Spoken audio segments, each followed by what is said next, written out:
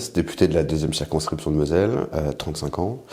Mon parcours est assez simple, parce que j'ai été élu à 30 ans, donc j'ai pas grand chose à dire, à raconter. Je viens du privé, et on est aujourd'hui dans un quartier dans lequel j'ai en partie grandi, et pour lequel je me suis engagé aussi.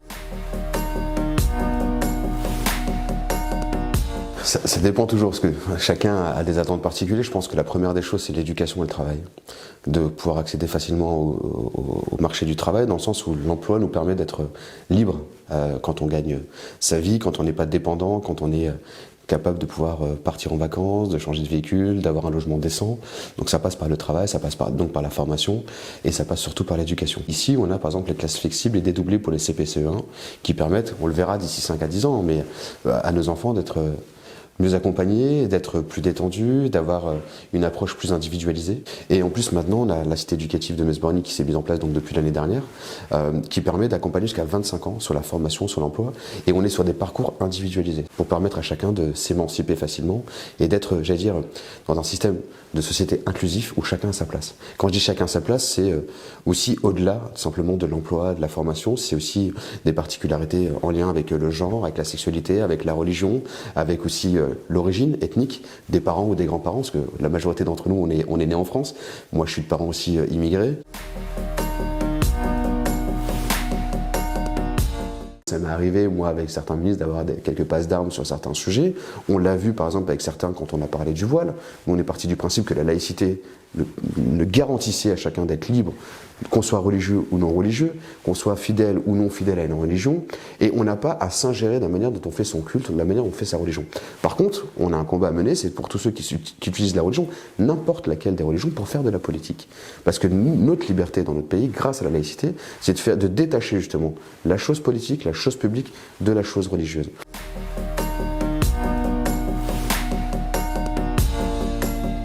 Alors malgré ce qu'on peut croire, les décrets sont autorisés par les parlementaires. C'est-à-dire que tous les textes de loi sont arrivés d'abord chez nous, il y en a eu 12. Je suis au sein de la commission des lois, on les a tous eus. Ces textes, vigilance sanitaire, crise sanitaire, urgence sanitaire, ils ont eu différents types de noms.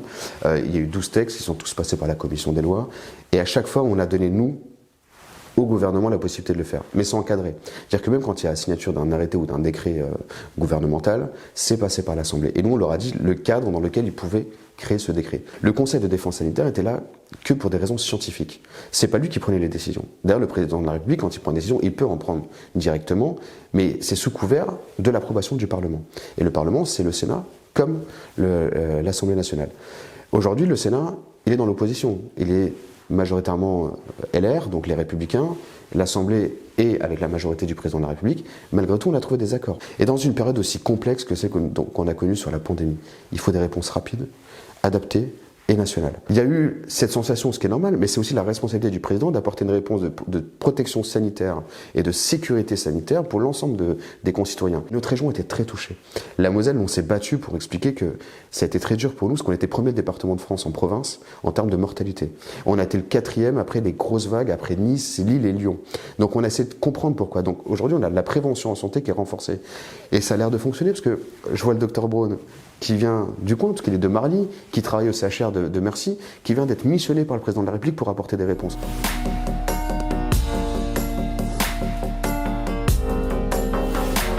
Certes, au début, il y a peut-être eu des couacs. Les masques, à ce moment-là, quand on était confinés, c'était un peu compliqué. Et on n'en avait peut-être pas assez.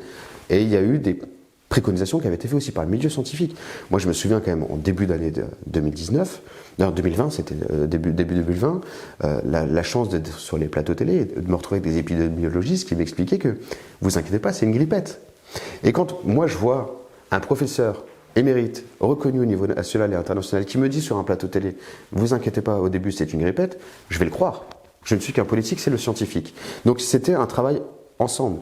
Et puis il y a eu beaucoup de fausses informations au niveau international. La Chine a retenu des informations. Je me souviens que l'Iran aussi avait beaucoup de cas, mais ne l'avait pas dit. Donc on s'est un peu tous retrouvés dans des situations compliquées. Et c'était la première fois qu'on s'est retrouvés dans une situation complexe dans notre pays depuis la Deuxième Guerre mondiale, parce que, si on enlève la Première Guerre mondiale avec la grippe espagnole.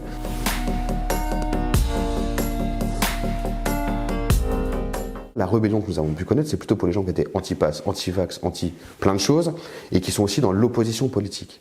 Ceux que j'ai retrouvés devant ma permanence, qui étaient anti-pass, anti-vax, anti et autres, étaient aussi depuis le début anti tout ce que nous faisions. Mais on ne peut pas dire qu'il y a une rébellion dans notre pays.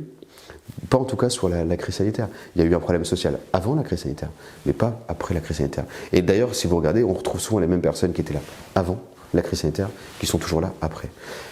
La démocratie fait que si on la conteste, on a le droit de manifester. Et je crois qu'on n'interdit aucune manifestation dans notre pays, même pour des raisons sanitaires.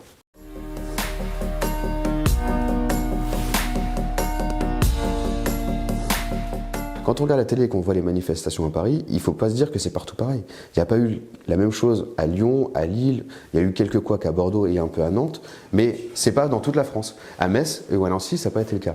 Et après, je ne veux pas être désagréable non plus, mais on parle de droits et de devoirs, vous avez le droit de manifester, mais le devoir, c'est aussi de faire en sorte que ça ne déborde pas. Moi, je ne suis pas policier, je ne suis pas juge. Mon rôle, c'est au pire de reconnaître quand il y a des défauts, et à chaque fois, et ça a été le cas quand il y a eu enquête de l'IGPN et quand il y a des agents qui ont été reconnus coupables de bavure, ils ont soit quitté la police, soit ils ont eu des réprimandes. Donc aujourd'hui, on a eu du mal pendant longtemps aussi à parler de ça dans notre pays. On part du principe que tous les policiers sont violents, ce n'est pas le cas. Et sans être méchant quand j'ai ça, il y a des brebis galeuses partout. Et je suis désolé sur les dernières manifestations de 2018-2019, et ça date pas que de là. 2015, ça a été le cas sur les manifestations contre la loi travail, ça a été le cas aussi sous Nicolas Sarkozy, ça fait 20 ans que dans les manifestations, il y a de plus en plus de choses. Et les syndicats et les partis politiques ont été dépassés. Leur service d'ordre est dépassé. Et ils ont, eux, des fois des difficultés dans leur propre système d'organisation des manifestations. Mais c'est des réalités, et après c'est à nous d'accompagner. La police, quand la manifestation est déclarée, c'est une police administrative, elle est là pour encadrer et protéger les manifestants. Quand la manifestation, j'allais dire, part un peu en cacahuète, qu'on commence à allumer des feux de poubelle partout, qu'on jette des pavés, et ainsi de suite, la police n'est plus administrative, elle est dans la répression. Parce que là, c'est son rôle, c'est de faire respecter la loi.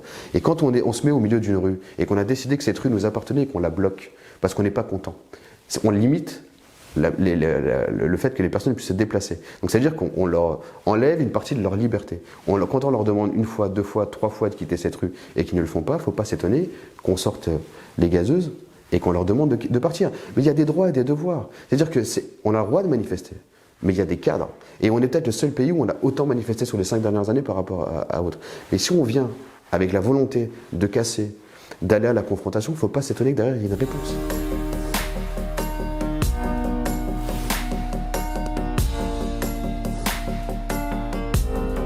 David Dufresne n'est pas un militant politique aussi? Mais non, mais si vous voulez qu'on soit honnête l'un envers l'autre, il faut qu'on reprenne les choses. Oui, il y a des gens qui ont crié, oui, c'est de la faute des policiers. Mais ces gens-là sont les mêmes partisans de ceux qui ont été manifestés. Donc il y a ces réalités. Quand on regarde, oui, il y a eu des difficultés dans le maintien de l'ordre à Paris. Oui, il y a eu les NAS. Mais ça a toujours été comme ça sur Paris. Pourquoi? Parce que soit il y a des ponts, soit c'est des quartiers qui sont fermés, et c'est pour éviter que ça puisse se développer ailleurs. Vous avez vu toute la casse qu'on a eue en début des manifestations de Gilets jaunes. Vous avez vu l'Arc de Triomphe, vous n'allez pas me dire que c'est la faute des policiers non plus. Et c'est pas eux qui ont poussé les gens à aller rentrer dans l'Arc de Triomphe pour tout casser. On a aussi des gens qui viennent dans les manifestations, pas tous, une minorité, qui sont là pour casser. Certains sont avinés, certains sont dans des états, voilà, c'est aussi des réalités. Malheureusement, ils sont à côté des familles. L'agent de police, il n'a pas le temps non plus de trier. Il y a un effet de masse. Quand on donne des sommations et que les personnes restent là, elles sont aussi, c'est leur responsabilité de rester sur place. Elles pourraient quitter ce dispositif et dire, moi je me détache de ces violences. Mais elles y restent. Et quand on y reste, c'est comme si on acceptait qu'elles puissent être maintenues et qu'elles puissent exister. Il y a une réponse à apporter aussi, il faut qu'on soit responsable de notre côté. Et après ces manifestations, je rappelle qu'on a fait une mission d'information. Du moins, c'est même pas une mission d'information, c'était une commission parlementaire. Et il y a eu des nouvelles propositions qui ont été faites sur le maintien de l'ordre, que ce soit à Paris ou ailleurs. Et d'ailleurs, si vous regardez le maintien de l'ordre à Paris, il existe nulle part ailleurs de la même façon. C'est spécifique à Paris. Spécifique parce qu'il y a énormément de population, il y a du tourisme, il y a du patrimoine, il y a énormément de choses. Et je suis désolé, mais moi, une manifestation d'un 1er mai, on va brûler un McDo, alors que les personnes n'ont rien demandé, je trouve pas ça normal non plus. On devrait se révolter contre ça.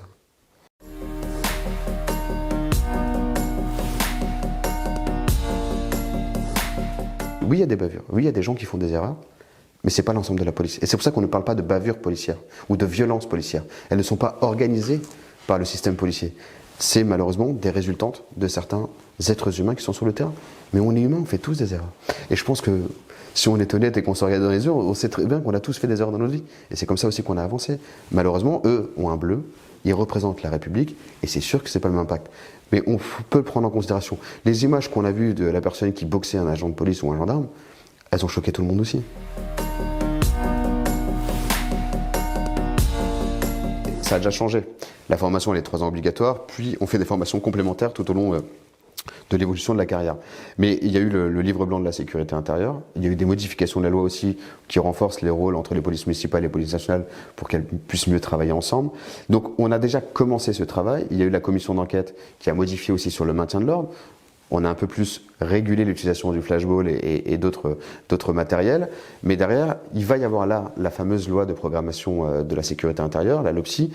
Une partie a déjà été votée, qui permet justement d'être au-delà de simplement de l'organisation de la sécurité intérieure, de tout ce qui est organisation intérieure de la police.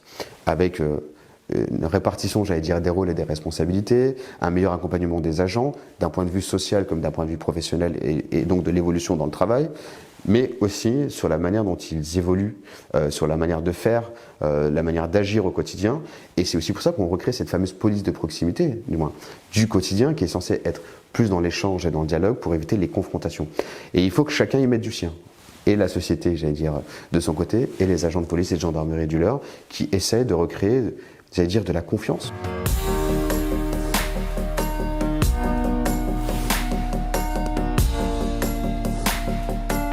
En nombre de voix, ça donne quoi? C'est à peu près équivalent. Le pourcentage ne veut rien dire par rapport au nombre des personnes. Si l'abstention est plus forte, par exemple là en 2022 qu'en 2017, en pourcentage elle fera plus. Mais en nombre de voix, elle fera peut-être pas plus. Le président Macron en fait plus entre 2017 et 2022. Mais on dit qu'au niveau des pourcentages, non, mais en termes de volume, il a fait beaucoup plus. Donc la réalité, c'est... Nous, on ne combat pas Marine Le Pen ou Éric Zemmour. On combat les idées. Après, le citoyen, s'il part du principe que ces idées, elles sont défendues par Marine Le Pen ou par Éric Zemmour, moi, j'y peux rien. Et comme celui qui va dire que c'est défendu par Jean-Luc Mélenchon, c'est son choix. C'est sa manière de voir la société, sa manière de voir le monde, c'est sa manière de voir sa vie au quotidien.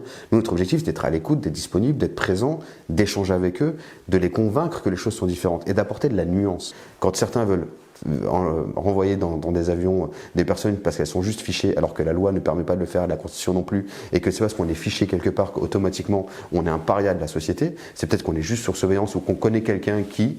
C'est une réalité, c'est déjà arrivé à plein de personnes. Et je rappelle que par exemple sur les fichiers S dont on parle beaucoup, la moitié sont des personnes d'extrême droite, des militants d'extrême droite. Donc ça c'est aussi important à le rappeler. Donc là on les combat aussi comme il se doit. Pareil sur plein d'autres sujets en termes de sécurité intérieure. Quand on lui dit qu'il faut que les agents de police puissent sortir l'arme et tirer et après on voit si c'est la légitime défense ou pas. Non, on n'est pas les États-Unis. Et on n'est pas dans une société où on doit se craindre parce qu'on a peur de se faire tirer dessus. Ça ne peut pas marcher comme ça. Et nous on a combattu tout ça. Pareil sur les propos sur l'islam. Ce n'est pas tolérable.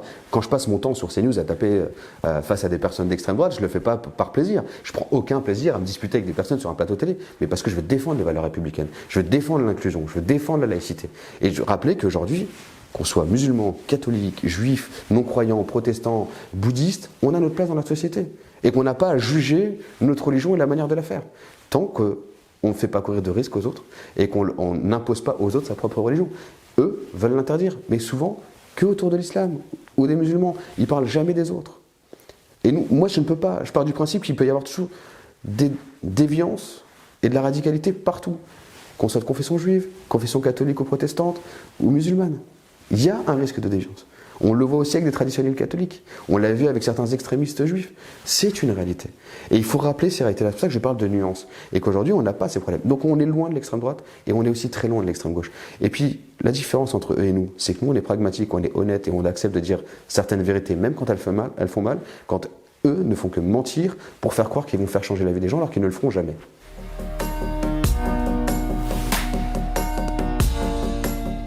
Mais il faut qu'on arrête de faire des généralités. Et je ne supporte plus ça. On peut pas... Je vois des fois des sondages, des personnes qui disent oui, mais il y a un sondage qui a été fait sur les jeunes musulmans qui ont dit qu'ils préféraient d'abord la loi religieuse. Mais n'importe quel religieux dirait ça. On l'a vu d'ailleurs pendant la crise du Covid où dans certaines églises, certains disaient d'abord c'est ma croyance en Dieu et c'est Dieu qui va me protéger. C'est partout pareil. Quand on est un fidèle et un croyant, on s'attache souvent d'abord à la religion et aux règles de la République. Mais elles doivent être au même niveau, sauf que la règle de la République est supérieure à tout. La règle religieuse, on se l'applique à soi-même, si on a envie de se l'appliquer, mais on ne l'applique pas aux autres. La règle de la République s'applique à tous. Donc oui, nous, notre combat, c'est de limiter ces discussions, mais pour autant, et je l'ai vu avec certains, on dit oui, mais il ne faut pas participer à ces débats. Si on n'y participe pas, on les laisse entre eux. On les pousse à se communautariser et à donner la sensation que la seule vraie et bonne parole, c'est eux qui la détiennent. Et j'ai autant peur aujourd'hui d'un terroriste dit islamiste qu'un terroriste d'extrême droite. Parce que ça va être exactement la même logique. On l'a vu avec le joueur de rugby qui a été tué au mois de mars. Il est hors de question que demain, ces gens d'extrême droite puissent gagner quoi que ce soit. Et c'est pour ça qu'on les combat. J'ai un risque Rassemblement National sur la deuxième circonscription de Moselle. C'est la première fois que ça arrive hors triangulaire. Denis Jacquel l'a vécu une fois, mais en triangulaire. Je ne peux pas accepter demain que cette circonscription passe au Rassemblement National. Comme celle d'Ayange, comme celle de Saint-Avold, de Forbach. Il y a des problèmes, oui. Et à force de faire croire, parce qu'on est tous collectivement responsables, de faire croire qu'on va réussir à changer les choses en claquant des doigts, parce qu'on va faire des tours de magie, ça ne marche pas comme ça. Il faut qu'on reprenne aussi à vivre avec un temps un peu plus long, un temps différent. Je suis pas pour la suppression du Concordat, par contre je suis pour revoir de façon optionnelle les cours de faits religieux en Alsace et en Moselle. Mais parce que je demande aussi à ce qu'il y ait plus d'éducation aux faits religieux dans l'ensemble de la France. Je me base sur le rapport Debré de 2002, je me base sur la mission que j'ai rendue au Premier ministre où il y a trop d'ignorance sur les religions. Et puis aujourd'hui le Concordat ne nous impose rien, ne nous pose aucun problème, il y a juste un accompagnement financier de l'État au niveau des ministres des cultes, et après c'est à eux aussi de fonctionner. Le seul bémol par rapport à ça, c'est que la religion musulmane n'y soit pas représentée. Parce que à ce moment-là, quand il y a eu l'accord, parce que ça date quand même de Napoléon, hein, ça date pas de... J'ai entendu plein de choses sur ce sujet, mais ça date de Napoléon. Oui, le Concordat, les musulmans n'étaient pas dedans. Donc il faut qu'on trouve une solution, et on a fait des préconisations justement pour créer plus de lieux de culte dignes et adaptés pour les musulmans de France. Quand je dis ça, c'est que quand on construit un bâtiment à 20 millions d'euros et qu'on paye 4 millions d'euros de taxes d'aménagement, qu'on paye 2 millions d'euros de TVA, c'est plus possible. On sait que c'est compliqué parce qu'on leur dit, vous n'allez pas chercher l'argent dans d'autres pays, il faut que vous le fassiez vous-même, donc ce sont les fidèles qui payent, ce sont les dons qu'ils peuvent cotiser, donc il y a un accompagnement fiscal sur les dons, et derrière c'est de limiter justement, d'enlever cette TVA sur les travaux et d'enlever ces taxes d'aménagement pour leur permettre d'avoir aussi des gains financiers complémentaires. Mais ça, ce sera pour tout le monde, pour toutes les nouvelles églises, parce qu'on a aussi des églises évangéliques qui se construisent dans notre pays, on a des églises catholiques qui se construisent encore dans notre pays. Mais notre objectif à nous, c'est de rappeler que le Concordat n'est qu'une réponse à une concorde autour de la religion, mais qu'il nous faut parler de religion. Il faut accepter de parler de religion dans notre pays, et on doit avoir cette culture, je pense, religieuse, mais on a besoin de certaines bases, culture religieuse, culture politique, culture économique, pour nous permettre à tous en fait, de trouver notre liberté et de pouvoir avancer. Et ça peut se faire facilement sans changer les programmes. Et en n'ayant pas un cours de religion. On l'apprend par la langue française, dans la poésie. Hugo parle beaucoup de Dieu, parle beaucoup de la religion dans ses livres et dans la poésie. On peut le faire par les arts, parce que je disais tout à l'heure les tableaux, le patrimoine culturel et cultuel que nous possédons en Europe, en France et ailleurs. Souvent on fait le parallèle entre le Concordat et par exemple notre sécurité sociale d'Alsace-Moselle. Alors que ça n'a rien à voir. C'est pas les mêmes textes, c'est pas régi de la même façon. Et c'est reconnu constitutionnellement parlant. Et puis ce particularisme, je le disais tout à l'heure, nous permet de faire de la formation sur nos territoires qu'on ne peut pas faire ailleurs. Je préfère qu'il y ait un peu d'argent public sur nos 3 territoires d'Alsace-Moselle que qu'il n'y en ait pas du tout et que ce soit le privé qui prenne le relais. Surtout qu'il y a des réécritures des textes et qu'aujourd'hui on peut protéger les fidèles grâce au Concordat d'Alsace-Moselle. Parce qu'on ne peut plus changer les textes. C'est le problème qu'on a. Non. C'est ce qu'on a cherché à faire et on peut pas les modifier. Et c'est pour ça que toutes les lois parlent de l'ensemble des religions. Il n'existe pas de texte spécifique pour la religion juive, pour les catholiques ou pour les musulmans. Qu'on soit clair là-dessus, quand on fait un texte, ça s'applique pour tous. Il n'y a pas eu de fermeture de lits définitive. Il y en a eu au tout début de la pandémie, parce qu'on était dans un parcours, les ARS continuaient dans cette logique-là, parce qu'on ne savait pas combien de temps ça allait durer non plus, et que la crise qu'on a connue à Metz n'a pas été la même à Bordeaux à ce moment-là. Donc la fermeture de lits ne veut rien dire. Parler simplement de fermeture de lits en termes de lits, aujourd'hui le plus gros problème de l'hôpital, c'est pas le manque de lits, c'est le manque de personnel. Et ce manque de personnel fait automatiquement une fermeture de lits. Mais beaucoup de Français souhaitent être soignés chez eux. Je connais très peu de Français qui veulent aller mourir à l'hôpital. Je connais très peu de Français qui veulent passer leur vie à l'hôpital 1 semaine ou 2 semaines. Et on a développé des méthodes aujourd'hui grâce à de nouvelles technologies, grâce en fait à la formation, qui permettent d'aller beaucoup plus vite. Aujourd'hui, on rentre à l'hôpital le matin, on peut ressortir le soir, sauf si on a besoin d'être sur surveillance. Donc pourquoi maintenir des lits si on fait un aller-retour? Et en plus, on a les soins à domicile. On est mieux chez soi qu'à l'hôpital. Là où on a besoin de lits, on le sait, c'est là où on manque de personnel. On a enlevé une partie du numerus clausus, il faut au moins 10 ans pour former un médecin, allez, 7 à 10 ans, et notre objectif à nous, c'est de permettre d'aller au bon endroit. Aller aux urgences parce qu'on a juste mal au genou, ben oui, on va attendre 6 heures, parce qu'on ne sera pas prioritaire. Mais on engorge les urgences, on peut attendre le lendemain matin et aller voir un médecin. Sur notre secteur, il y a très peu de zones désertiques en termes de santé. Il y a une réponse médicale presque partout sur le territoire mosellan. Donc l'objectif, c'est de refaire en sorte que la médecine de ville reprenne toute sa place. Et après, d'adapter. maison de santé, maison médicale, et d'avoir tous les services au même endroit pour éviter d'engorger l'hôpital. Et il faut redonner une envie de vocation au niveau de l'hôpital. Les salaires ont été augmentés, mais il y a toute la partie administrative, gestion de carrière, accompagnement, j'allais dire, à l'humain, qui est à retravailler. Et tout ça, ça se fait en interne dans les hôpitaux. Ça passe pas par la loi. La loi va permettre de poser un cadre, et c'est aux hôpitaux directement de gérer.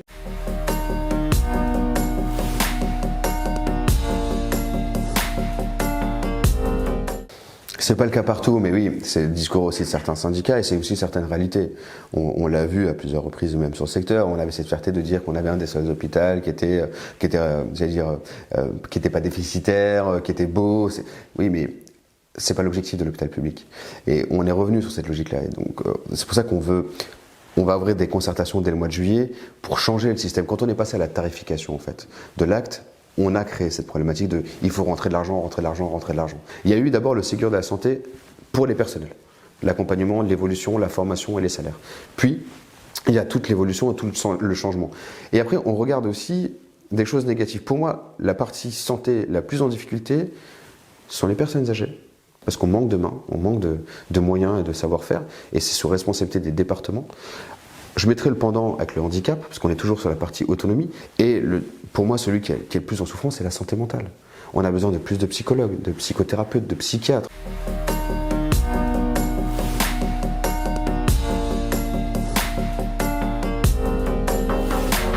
Pour le moment, toutes les personnes dont on parle là, elles ont été blanchies, où on a dit, où les affaires ont été classées parce qu'il n'y a pas de quoi apporter une preuve de quoi que ce soit. On le voit ces derniers temps avec Damien Abad, une a accepté à porter plainte deux fois, classée sans suite parce qu'il n'y a pas de quoi caractériser une plainte et qu'il était difficile de démontrer que ce qu'elle disait était une vérité. La deuxième porte pas plainte. Ça, je ne suis pas responsable. Au contraire, si elle a vraiment été agressée, portez plainte, madame. La loi vous protège. Et si cette personne est un harceleur, un violeur, sa place n'est pas au gouvernement, elle est en prison. J'ai aucun problème avec ça. Mais il faut qu'on fasse attention. On est dans une société où aujourd'hui on met le doigt sur quelqu'un et on veut... Bon, en fait, on veut le punir médiatiquement, mais on n'est pas des juges. Il n'y a que le juge qui doit prendre sa décision. Vous parlez de Gérald Darmanin, avant d'être ministre de l'Intérieur, il était ministre du Budget, donc il était déjà au gouvernement. Quand la première affaire est sortie, il y a eu premier jugement, blanchi. Deuxième jugement, blanchi. Troisième fois, blanchi. Moi, à partir du moment où la justice me dit il n'est pas responsable, il n'est pas responsable. Le système judiciaire est très complexe, mais justement pour répondre de façon individualisée aux besoins de chacun, de l'agresseur potentiel comme de la victime potentielle. Et il vaut mieux qu'on ait une justice complexe qu'une justice simpliste comme aux États-Unis.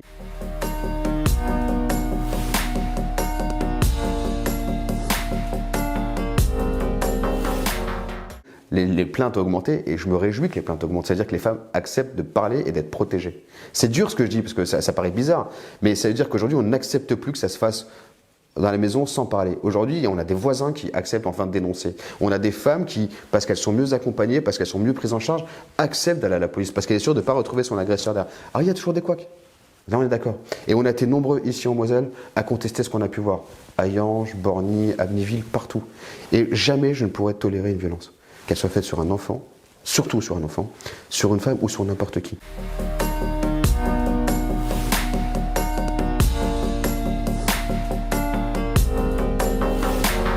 En 5 ans, on a fait mieux que sur les 10 dernières années, en termes de rejet d'émissions à effet de serre, de protection de la biodiversité, de plein d'autres sujets. On n'est pas seul dans ces décisions, parce qu'on a aussi les collectivités, le milieu économique, chacun doit prendre sa part et sa responsabilité sur le sujet. On a créé des agences de la mobilité pour accompagner les territoires, les régions et les départements. On a mis en place un plan vélo et transport doux. On essaie d'accompagner la transition écologique aussi au niveau des véhicules. Il y a eu la prime Rénov', il y a eu 700 000 logements de rénover, d'accompagner. Voilà. Il y a énormément de choses. On peut toujours faire mieux, oui. Mais on a eu 2 ans de pandémie, donc déjà ça a été compliqué. Et la condamnation de la France, je le répète encore une fois, c'est pas celle du président Macron. C'était avant, c'était pour le quinquennat Hollande, parce que ça date c'était 2015-2018. Et quand on arrive en 2017, on n'a pas le temps de tout faire changer. On a créé l'Agence nationale de la cohésion des territoires, l'Agence nationale de la mobilité, et on a fourni des budgets. Maintenant, c'est aux collectivités de prendre ces budgets et de s'en servir. C'est pas à moi d'aller dire au maire ou au président de la métropole ce qu'il doit faire. Là, la prime Rénov' fonctionne très bien. Et au début, c'était que pour une partie des Français. Maintenant, c'est presque pour l'ensemble, c'est sur 9 Français sur 10, parce qu'on a été presque, ce que j'allais dire, déciles complémentaires de ceux qui payent le plus d'impôts, donc on accompagne tout le monde. Et oui, ça fait plaisir à personne que la France ait été condamnée pour inaction, sauf que l'accord de Paris, c'est nous, et aujourd'hui, quand on va chercher les Américains et les autres pour leur rappeler les accords qu'on a pris au niveau international, c'est la France qui le fait. Et on n'est pas l'Allemagne. Nous, le nucléaire nous protège. On n'a pas remis de charbon, on n'utilise pas du gaz pour nous chauffer dans des grandes centrales. On a un système hydraulique très développé, on accompagne sur le solaire, sur l'éolien. On peut toujours faire mieux, mais le premier acteur, c'est le citoyen.